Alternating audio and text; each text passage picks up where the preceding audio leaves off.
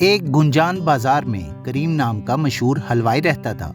اس کی جلیبیاں اور گلاب جامن کے ذائقے سب دیوانے تھے۔ اس کے دکان خوب چلتی تھی، مگر آہستہ آہستہ اس کے دل میں لالچ بڑھنے لگا۔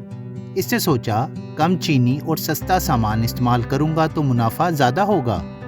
ایک دن ایک لڑکا اپنی بہن کی سالگرہ کے لیے مٹھائی لینے آیا۔ اس نے ایک ٹکڑا چکھا اور بولا، چچا آج مٹھائی کا ذائقہ پہلے جیسا نہیں ہے۔ کریم نے ہنس کر بات ٹال دی، لیکن جلد ہی دوسرے گاہک بھی اس کی شکایت کرنے لگے۔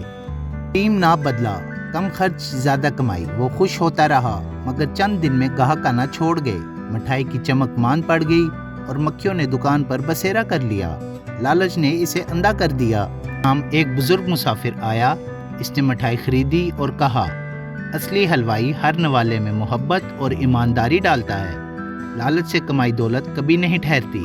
کریم نے بات کو نظر انداز کر دیا۔